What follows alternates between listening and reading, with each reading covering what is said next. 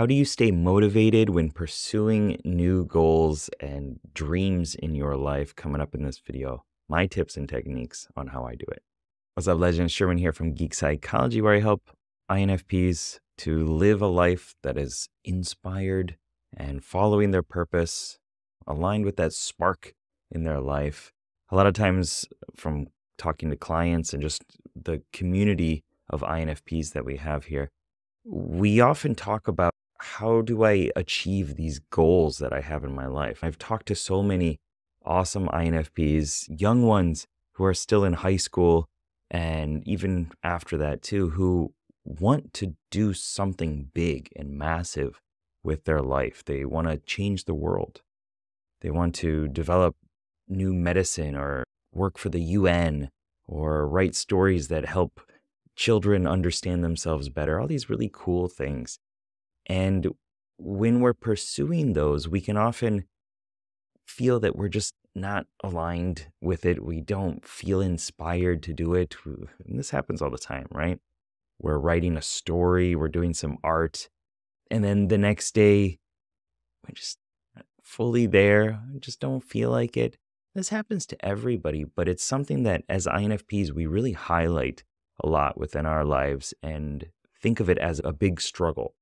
So I want to give you some of the things that I do to convince myself to wake up and do the things that maybe I don't necessarily want to do today, but that will allow me to live the life that I want to live in the future and continue to show up and impact people's lives in the way that I get a lot of wonderful comments from all of you, and it really makes me feel good and makes me want to continue this process and know that I'm not just talking to avoid. So not avoid, but talking to a void. Talking to a void, that is weird. I guess we do that too. One of the biggest things that I've noticed when creating our goals and when pursuing these things that we want in our lives is that if they're not aligned with our values, then we're not going to continue to pursue them.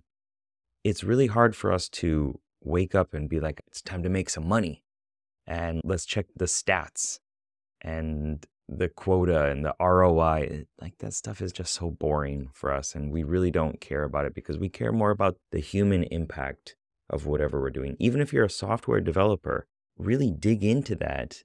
Why are you doing that? You'll probably find that the reason for it is because you want to have some positive individual impact on one person, one little grain of sand in this whole beach of existence. We need to be inspired and pursue things based off our values and off that human component.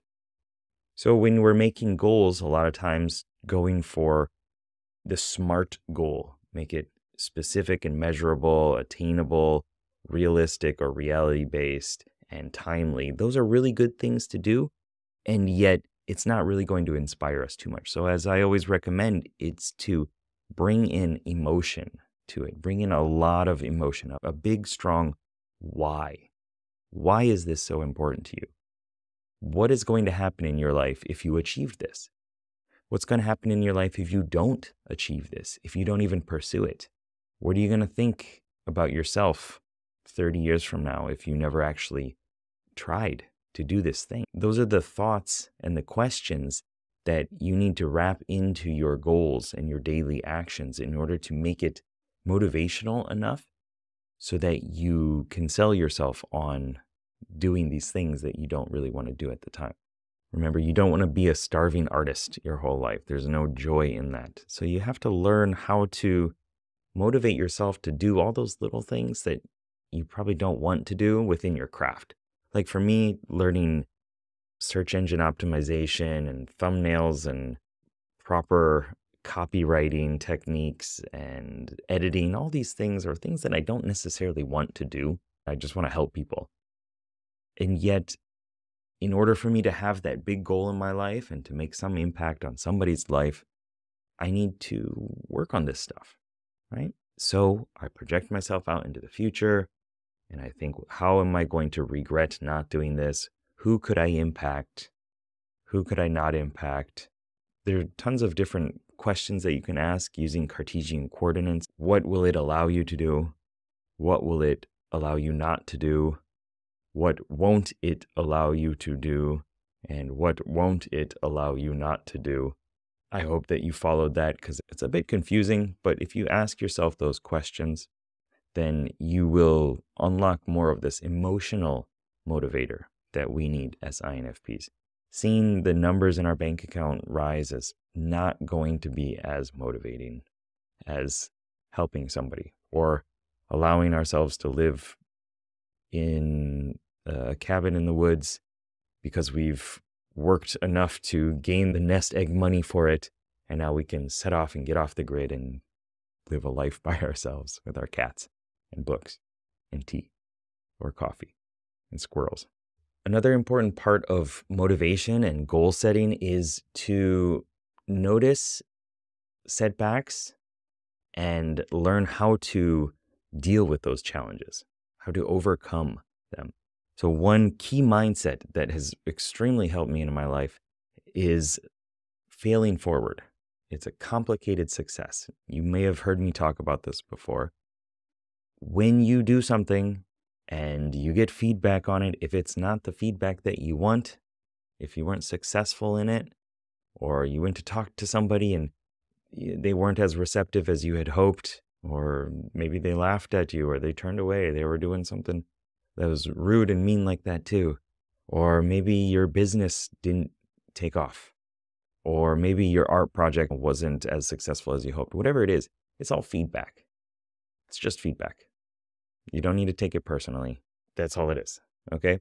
And so if you think of that as failing forward, okay, so from this, I learned what to do and what not to do a little bit more. Then you've never failed. You're still making progress and things are okay.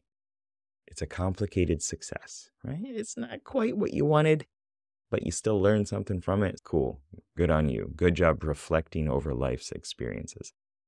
If you don't do that, then it's really easy to feel overwhelmed and hopeless because the goal is so big and you didn't have it all achieved right now, even though in your mind you've projected out into so many different timelines of it being already done. Well, in real life, you still have to manifest it.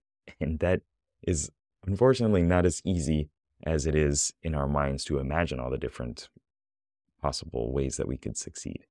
And with overcoming setbacks and challenges is appreciating the small victories. Just waking up and sitting down in front of the computer and putting your fingers on the keyboard and just typing a word or two or a couple sentences in your novel that you want to release is an amazing accomplishment. Because as humans, there are so many things that we could do. We could just lay down and watch TV all day.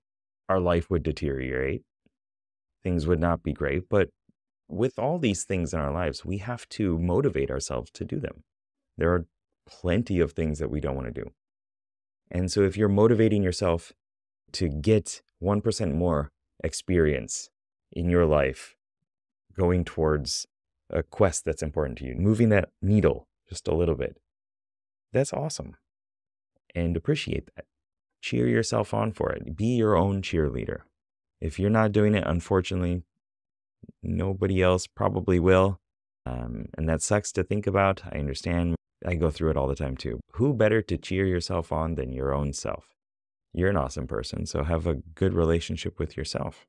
So whatever it is that you do, make sure that you appreciate that you have shown up, that you've put a little bit of effort into it, whatever that is, or a lot of effort.